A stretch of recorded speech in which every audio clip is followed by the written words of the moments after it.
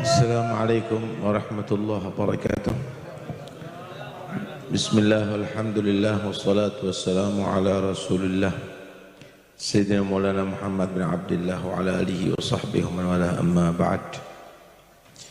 Para habaib, para guru yang saya hormati, yang saya cintai, sahibul hajah, akhi fillah, al-habib Alawi bin Muhammad bin Abdullah bin Syekh Segaf,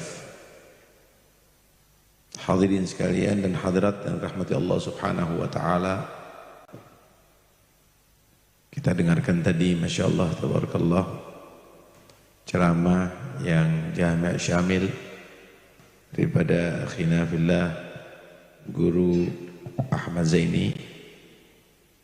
Mudah-mudahan Allah berikan panjang umur, sehat walafiat zahir batin, yang menceritakan bagaimana bentuk cinta. Cinta ini tidak ada ukurannya, saudara. Apalagi cinta kepada Allah dan cinta kepada Nabi. Orang kalau sudah cinta itu tidak memandang ada kekurangan pada orang yang dicintai. Al-hubbu yu'mi wa yusim. Cinta itu membuat orang itu bisa buta. Coba itu keluar. Cinta itu bisa membuat orang buta dan juga membuat orang tuli.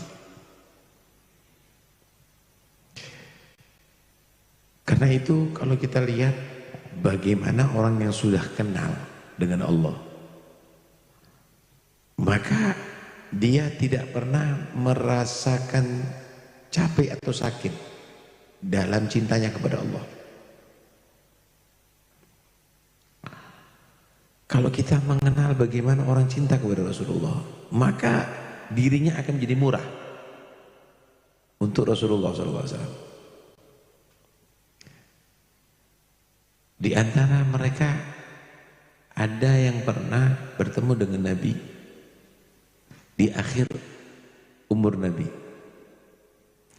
Kemudian dari situ dia masuk ke kebun. Kemudian ada orang yang berteriak memberikan kabar bahwa Rasulullah meninggal. Langsung dia mengangkat tangannya kepada Allah. Ya Allah, butakan mataku. Kaila ara ahadan ba'da habibi Muhammad. Butakan mataku ya Allah, supaya aku tidak melihat satu pun, seorang pun setelah kekasihku Nabi Muhammad. Cinta. Nah, setelah peperangan Uhud,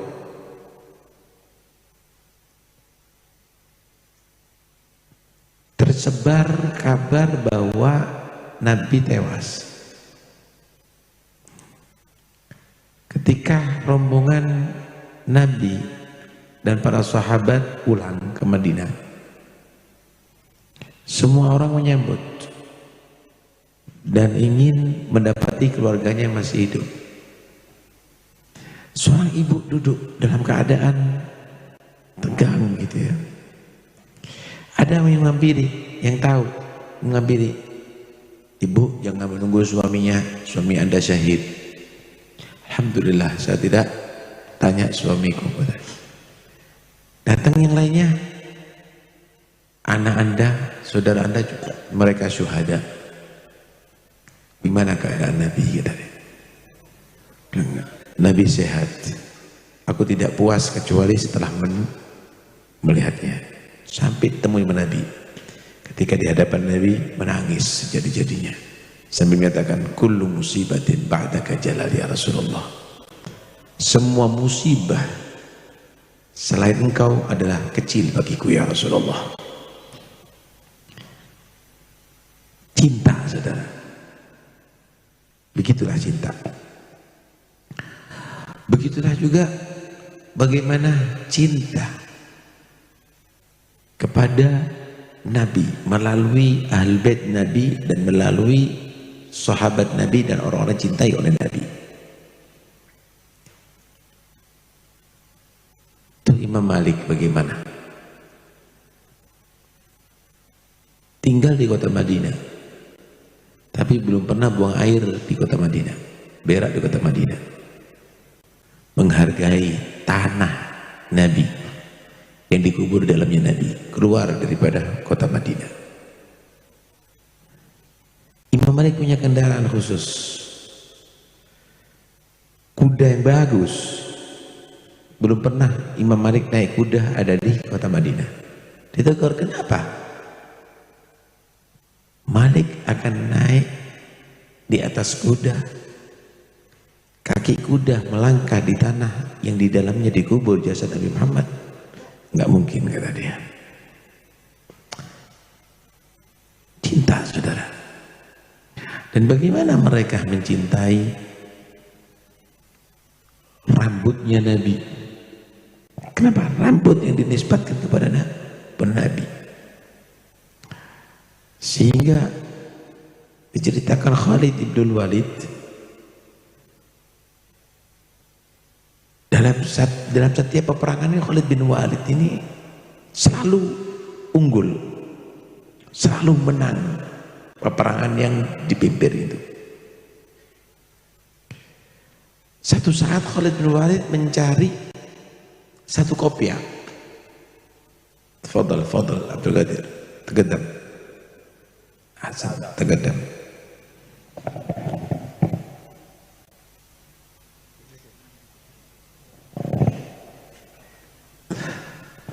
Khalid bin Walid ini mencari satu kopiah.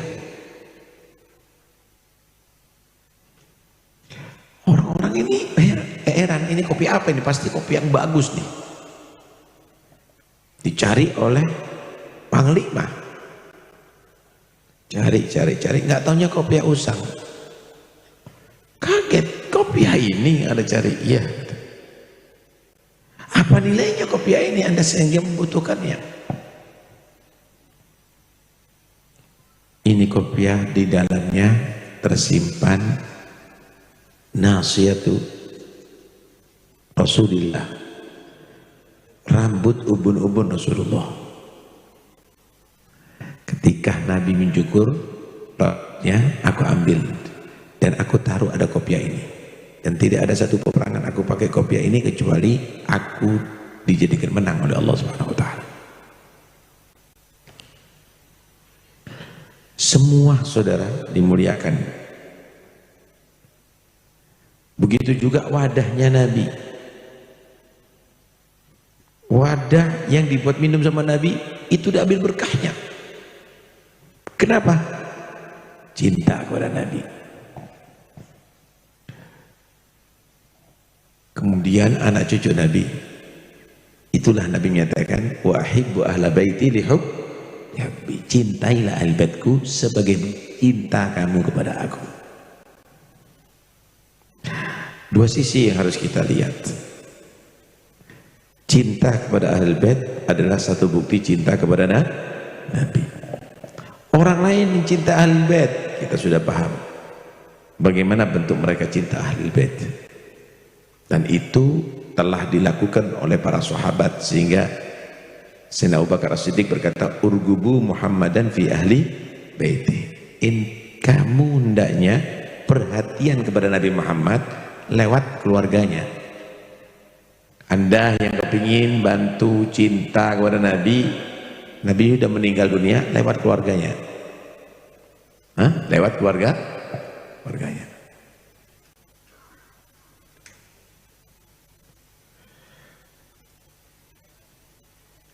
Begitu juga Sayyidina Umar bin Khattab pernah berkata, Islamu Abbas ahab ilayya min islami abi. Lianna Islam Abbas ahab ila Nabi min islami abi. Islamnya Abbas paman Nabi itu ahab ilayya, lebih aku senangi daripada Islamnya ayahku sendiri. Kenapa? Karena Islam pamannya Nabi itu adalah lebih menyenangkan hati Nabi daripada Islamnya ayahku. Sampai segitu, saudara.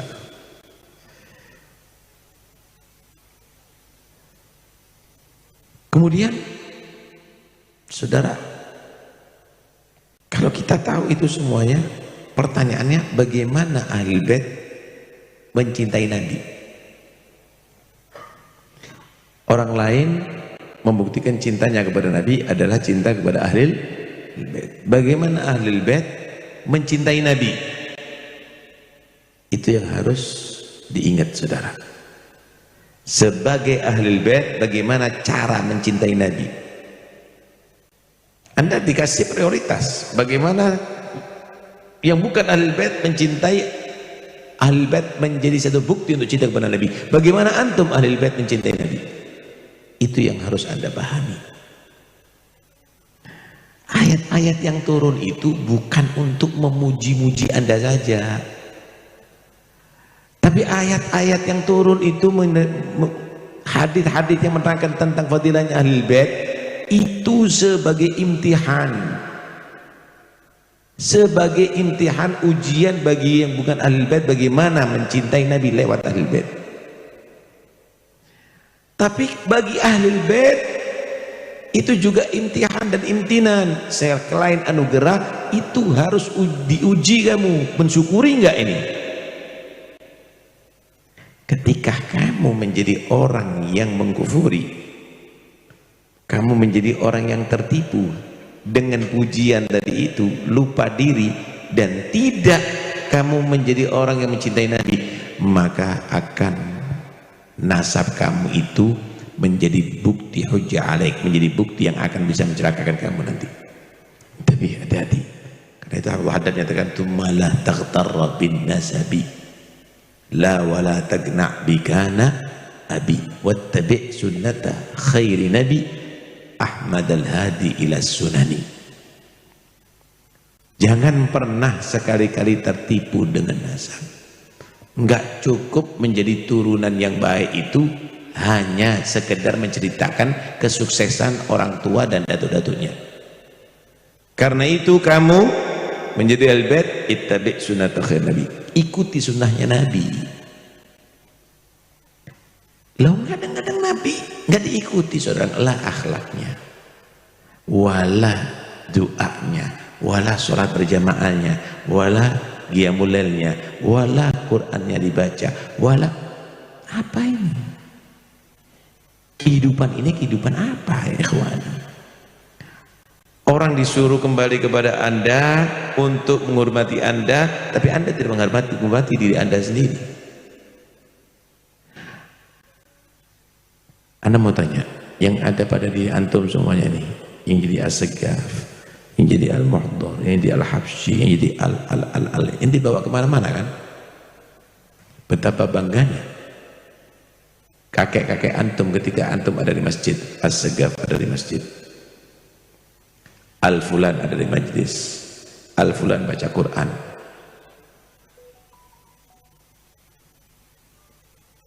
Tapi bagaimana antum ya ikhwani kalau membawa al itu ada di kafe, ada di diskotik, ada di tempat-tempat yang tidak diridhoi oleh Allah Subhanahu wa taala? Muntabih, hati-hati, antum bawa datunya antum setiap saatnya itu. Nah, karena itu ini harus betul-betul antum renungi bagaimana cara Ahlul Bait mencintai Nabi.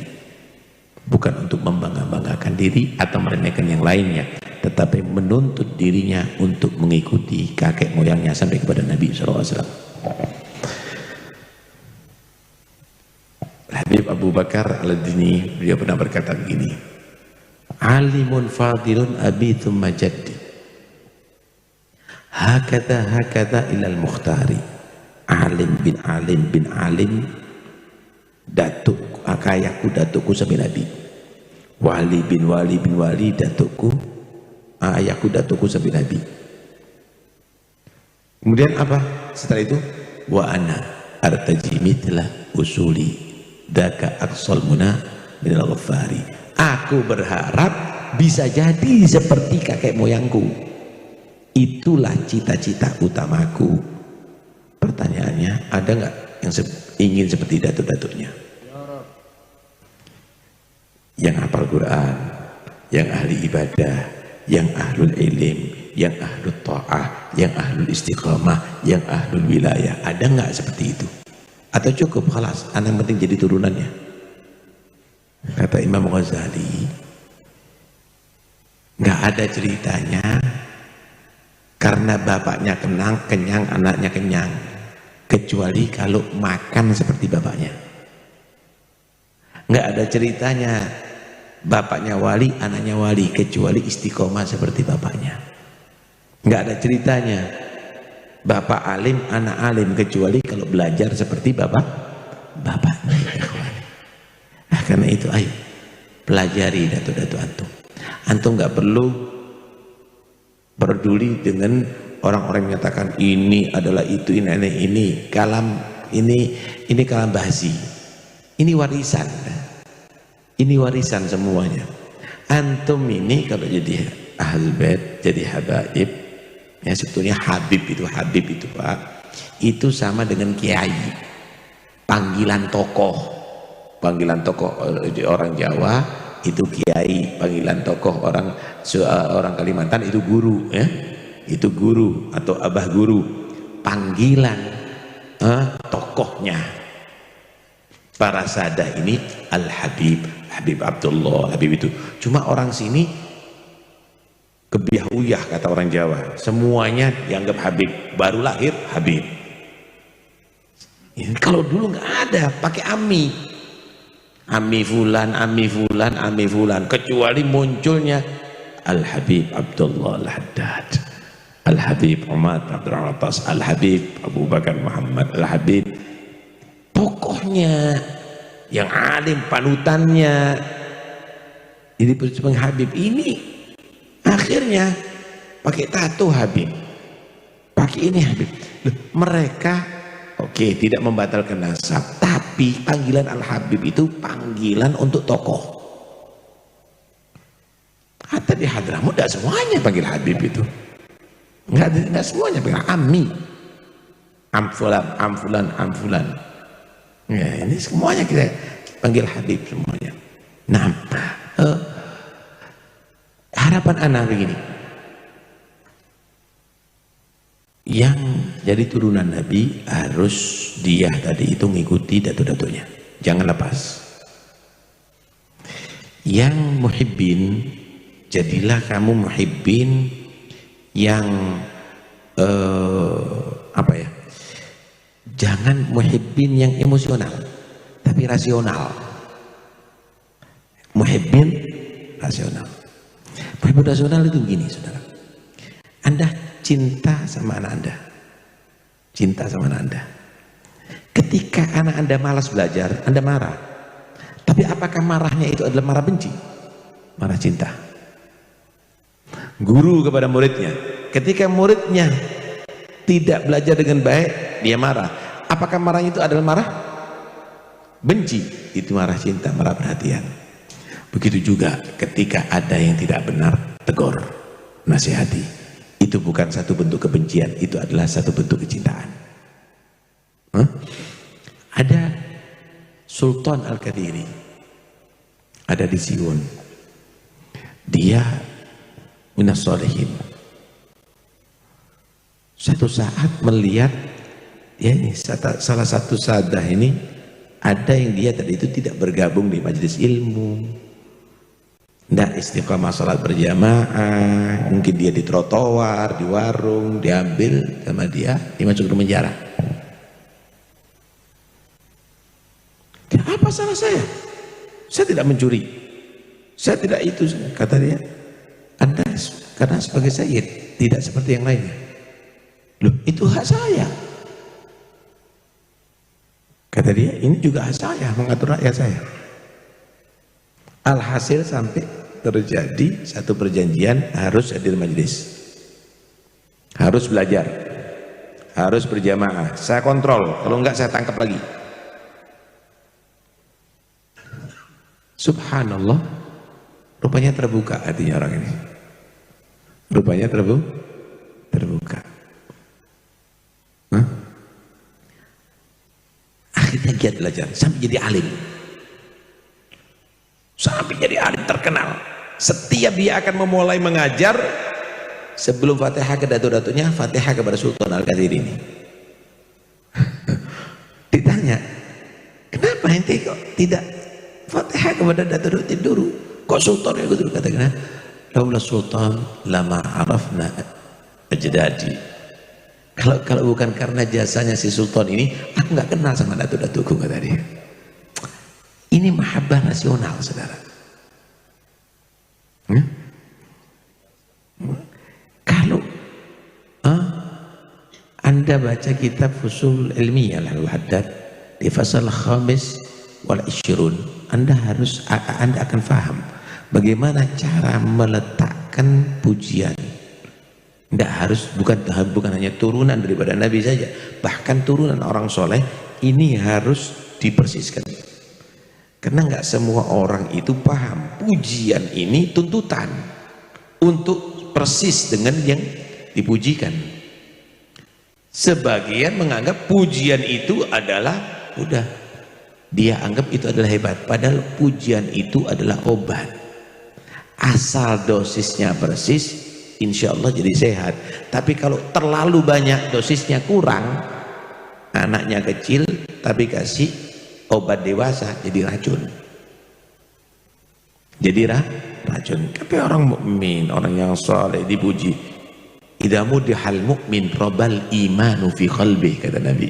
Kalau orang mukmin dipuji semakin mantap imannya. Tapi kalau orang yang jahil dipuji semakin maghrur, semakin nggak tahu diri nantinya. Dan ini bahaya. Dan ini bahaya.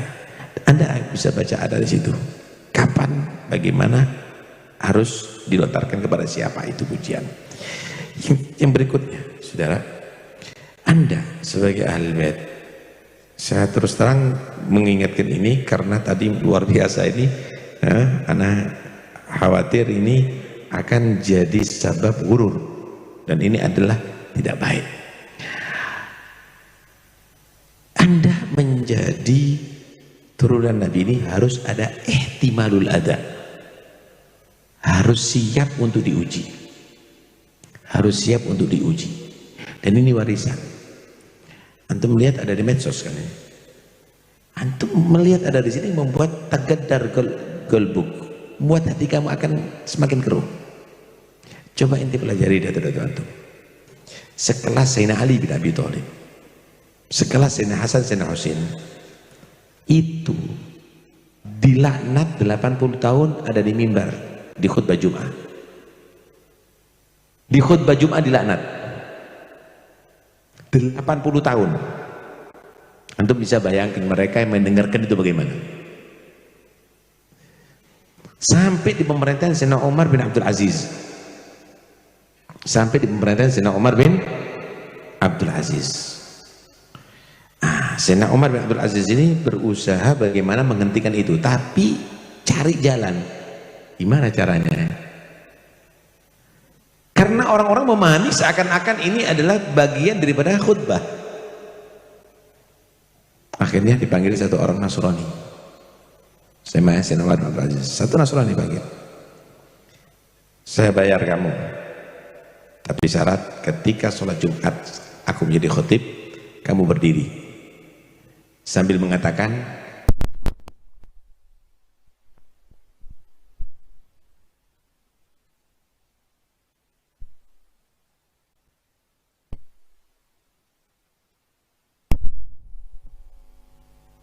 menyatakan saya mungkin tidak terima, saya jelas tidak terima. Kenapa?